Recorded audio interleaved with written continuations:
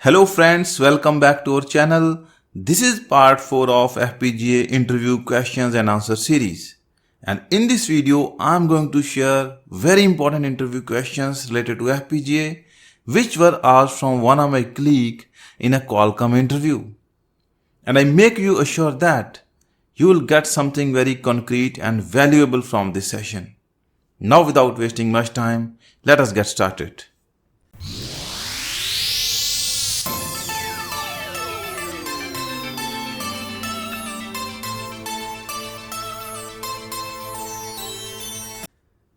Friends, let us start this virtual interview session from this very simple question. And the question is, you have to write a RTL or a Verilog code for a N/1 multiplexer.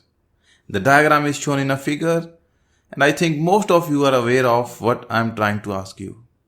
I am trying to ask you to design a module for a multiplexer which should be parameterized. And by giving the value of that parameter, my desired multiplexer should be designed. This is a very simple question and I want most of you should answer in a comment section. Otherwise, I'm going to reveal its RTL code. Okay, let me share its RTL code. So this is very simple RTL code for a generic multiplexer. Before declaring input and output ports, I'm using a parameter value n. By declaring the value of this parameter n, I will be able to design any multiplexer. It can be 2:1, 4:1, 8:1, 16:1, and so on. Let us see what is inside this code. Let us consider that I am going to design a 4:1 multiplexer. So input word will be 3 down to 0. So I0, I1, I2 and I3 will be the input lines here. So I know for a 4:1 multiplexer, I require 2 select lines. So how to get those 2 select lines? So I'm using system tasks from Verilog library. So for that I need to use clog2 of n, that means 4 here. And it will be 2. 2 minus 1, 1 down to 0. So 2 select lines. And output is y. Assign y is equal to I select. If select lines are 0, so that means I need to pass I0 to y. If select line value is 1, that means I will pass I1 to y. If select line is 2, I will pass I2 to y. Similarly, if select line is 3, I will pass I3 to y. And this is the desired functionality of a multiplexer. Friends, now let us move to your next question. And your next question is, how many LUTs will be required for implementation of 4:1 multiplexer? Please consider vertex 7 for your explanation. As shown in a figure, it is a 4:1 multiplexer. And for your information, those who are not aware, LUT inside the vertex 7 architecture has 6 input lines as shown in a figure, and it has 2 output lines as well. So now considering all these parameters, you have to tell me how many LUTs will be used for the implementation of 4:1 multiplexer. Friends, those who knows its answer, please write it down in the comment section and we will discuss there. Otherwise, I am going to reveal its answer. LUT, as we discussed multiple times, it is nothing but a static RAM. And it is used for the implementation of any truth table. So it is very useful to implement any combination logic having 6 input lines, and it can have 2 output lines. Now we know that 4:1 multiplexer has 4 input data lines and 2 select lines. In a way, we can say that it has 6 input lines and 1 output line. So we can apply all these 6 input lines to the input of this LUT. And one of the LUT output can be used as output of 4:1 multiplexer.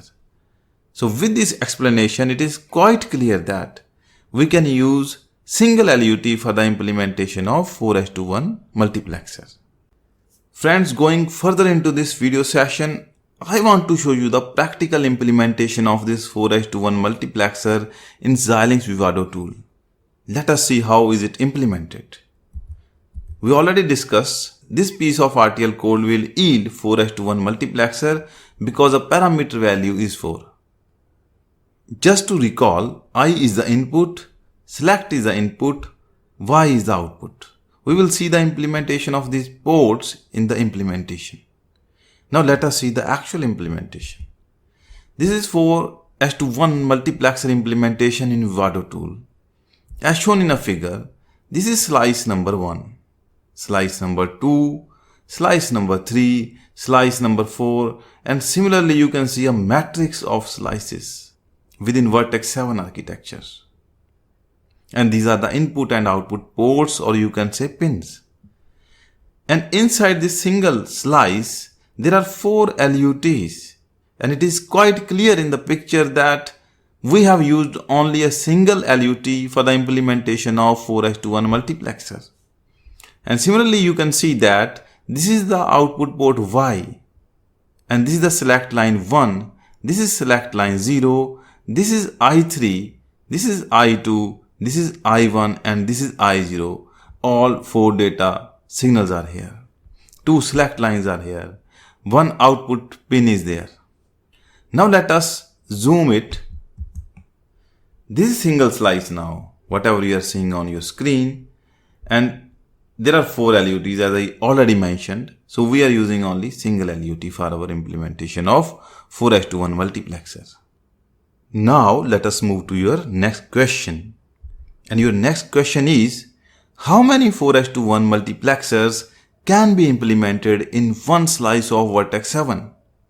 Friends, those who know its answer now, they can write it down in the comment section. Otherwise, I am going to tell you its answer. I already showed you the diagram of slice in Vertex 7 architecture. And we saw that there are 4 LUTs in single slice. And we also saw that for the implementation of 4:1 multiplexer, we only require single LUT. Now in single slice there are 4 LUTs, so we can implement 4 number of 4:1 multiplexer in a single slice. So first mux can be implemented using first LUT. This LUT can be used for second multiplexer, for third multiplexer, and for fourth multiplexer. Now let us move to your next question. And your next question is, how many LUTs will be used for implementation of 8:1 multiplexer? Now you have to tell me for 8:1 multiplexer, and again you have to consider Vertex 7 architecture for your explanation. And just to revise, the LUT inside Vertex 7 has 6 inputs and 2 output lines. Friends, you can take your time, think of its answer. If you come to know its answer, write it down in the comment section and we will discuss there. Anyway, let me reveal its answer. Before knowing its answer, you must know that 8:1 multiplexer can be implemented using 2 units of 4:1 multiplexer and 1 unit of 2:1 multiplexer. And the implementation is shown in a figure, and we are not going to dig deep into this implementation. I'm assuming that all of you know how this 8:1 multiplexer can be implemented like this. From this implementation, it is quite easy to tell how many LUTs will be used for the implementation of 8:1 multiplexer. We already saw that for 4:1 multiplexer, only a single LUT is required. And there are 2 units of 4:1 multiplexer, so 2 LUTs will be required for the implementation of these 2 multiplexers. But there is another 2:1 multiplexer unit also. I want again my viewers to pause my video here and try to think of its answer and tell me how many LUTs are required for implementation of 8:1 multiplexer. Otherwise, I will reveal its answer. I know most of you will answer that 3 LUTs are required for implementation of 8:1 multiplexer, 2 LUTs required for implementation of 4:1 multiplexer, and 1 LUT will be required for 2:1 multiplexer. Because there is no choice. The 2 LUTs are fully occupied by 4:1 multiplexer. All the 6 input lines are occupied for each LUT. So there is no choice. You will say, we will use 1 LUT for implementation of 2:1 multiplexer. But you are wrong here. Why I am saying that you are wrong here? because we don't require 3 LUTs for implementation of 8:1 multiplexer. We only require 2 LUTs for implementation of 8:1 multiplexer. Let me reveal why. Why only 2 LUTs are required for implementation of 8:1 multiplexer? To answer this question, let us see the practical implementation of 8:1 multiplexer using Vivado tool. So this is the implementation of 8:1 multiplexer in a Vivado view. This is one slice where 8:1 multiplexer is implemented. As it is quite clear in the picture, this LUT is used for the implementation of 4:1 multiplexer, and the second LUT is used for the implementation of second 4:1 multiplexer, as we saw in the previous diagram. And you are also quite true that these 2 LUTs are fully occupied. There is no space. There is no input where we can feed the output of these LUTs. But instead of using another LUT, tool try to use distributed multiplexers which are available inside the slice. Using these distributed multiplexers, we try to use our LUTs in a very effective way. Friends, by now I think it should be quite clear to you that why we only require 2 LUTs for the implementation of 8:1 multiplexer. Now let us move to your next question. Friends, the next question is on your screen. You have to tell me how many 8:1 multiplexers can be implemented in one slice of vertex 7. It is very easy. I think by now you should be able to answer it. Anyway, let me give you its answer. Its answer is 2. We saw that there are total 4 LUTs inside a single slice. And using 2 LUTs, we can implement 8:1 multiplexer. So we can implement 2 8:1 multiplexer using 4 LUTs. I mean to say using single slice. Now let us move to your next question. In this question, you have to tell me how many LUTs are required for implementation of a 16:1 multiplexer, and again you have to consider vertex 7 architecture for your explanation. LUT inputs and output will be same as we used in our previous questions. Those who want to attempt this answer, you are most welcome. Please write it down in the comment section. Otherwise, without wasting much time, let me answer it. To know the answer of this question, we must know that 16:1 multiplexer can be implemented by using 2 units of 8:1 multiplexer and 1 unit of 2:1 multiplexer. And as we saw in the previous question that 8:1 multiplexer can be implemented using 2 LUTs. Similarly, this second 8:1 multiplexer can be implemented using 2 LUTs. So that means both the 8:1 multiplexers can be implemented using 4 LUTs. And we know that inside single slice there are 4 LUTs. I mean to say that both these 8:1 multiplexers can be accommodated in a single slice. And this 2:1 multiplexer can be implemented using distributed multiplexers which are available inside the slice.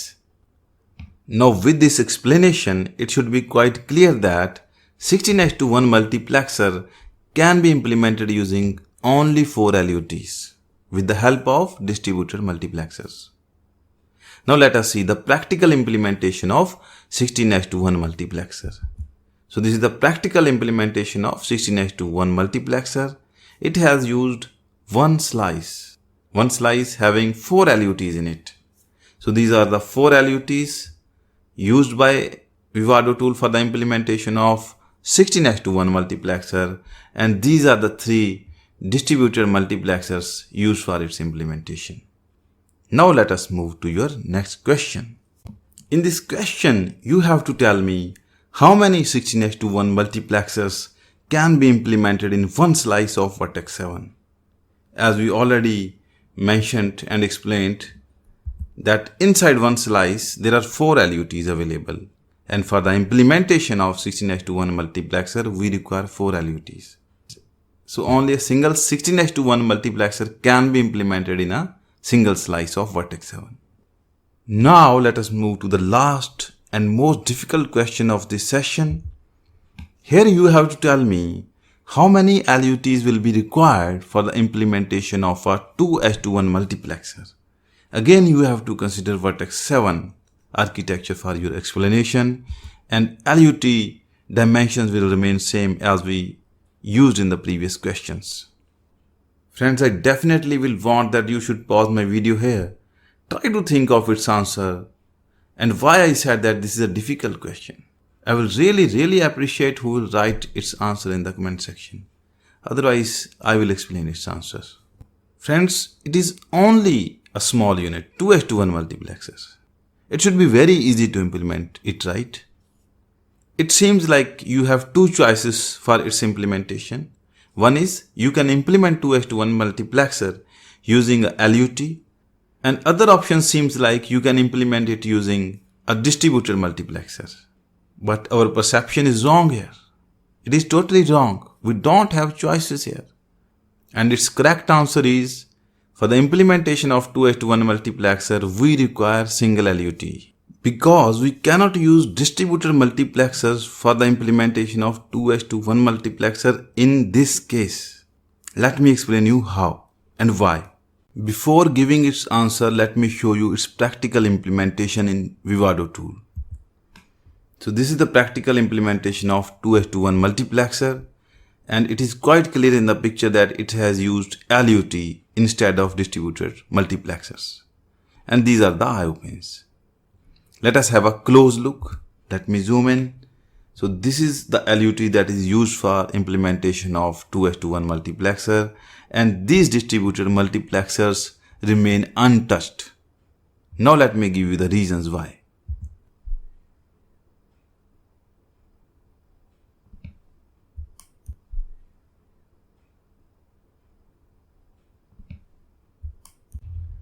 Friends, to answer this particular question, we have to explore datasheet of vertex 7.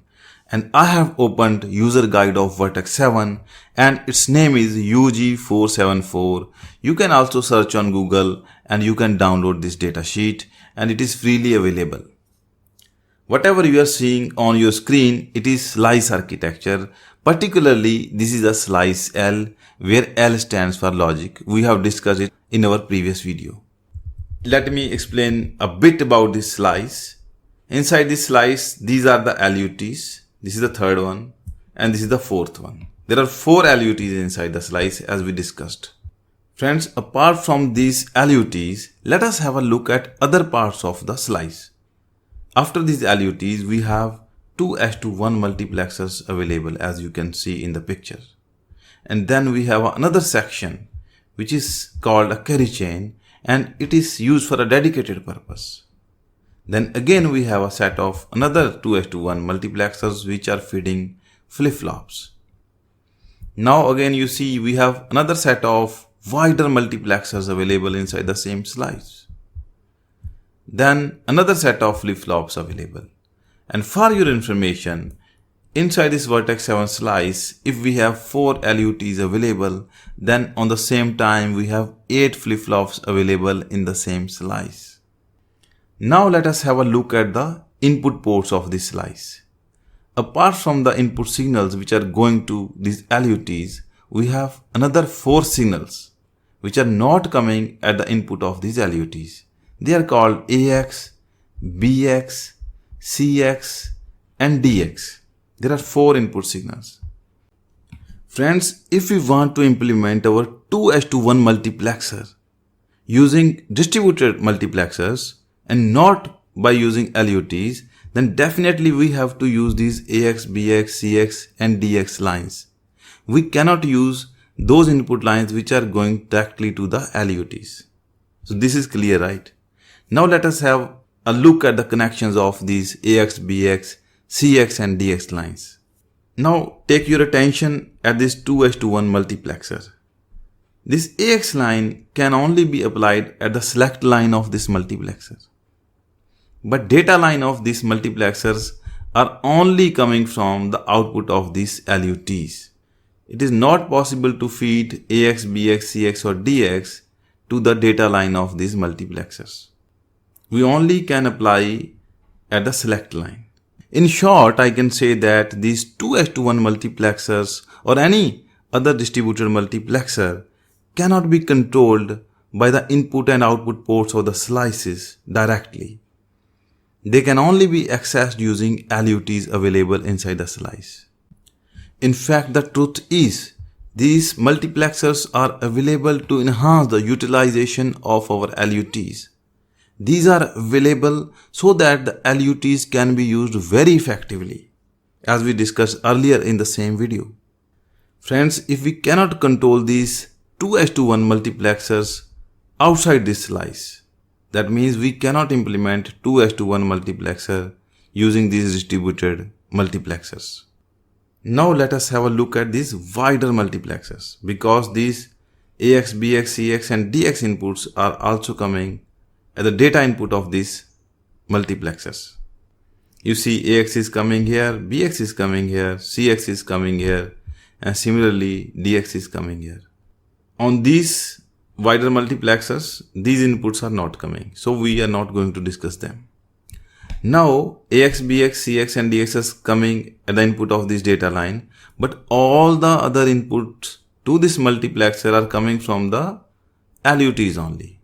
So there is no way to apply AX, BX, CX and DX to the same multiplexer so that we can implement 2:1 multiplexers. Friends, that is the reason being we cannot implement 2:1 multiplexer using these distributed multiplexers. We have to use LUT. With this, I am going to end this session, and I hope that this would be quite informative for all of you. If you really like this video, please press the like button and share your feedback in the comment section. And to get the update about the upcoming videos in the future, don't forget to subscribe my channel and press the bell icon. Thank you so much for watching.